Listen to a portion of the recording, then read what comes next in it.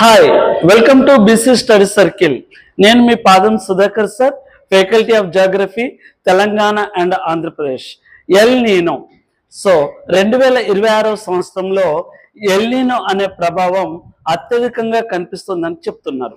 L నీనో అంటే సముద్రం పైన సగటు ఉష్ణోగ్రతలు 2.5 డిగ్రీల సెల్సియస్ కంటే ఎక్కువగా ఉన్నట్లయితే దాన్ని ఎల్ నీనో అంటారు. ఎల్ నీనో అంటే అర్థము క్రీస్తు శిశువు జననము అని అర్థము. ఈ ఎల్ నీనో అనే ప్రభావం వలన అత్యధికంగా ఉష్ణోగ్రతలు పెరిగి వర్షాలు కురవకుండా కరువు అనేది ఏర్పడడం జరుగుతూ ఉంటుంది.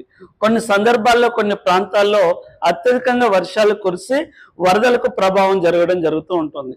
అంటే కొన్ని ప్రాంతాల్లో అతివృష్టి, కొన్ని ప్రాంతాల్లో అనావృష్టి అనేది సంభవించడం జరుగుతుంది. ఓకే.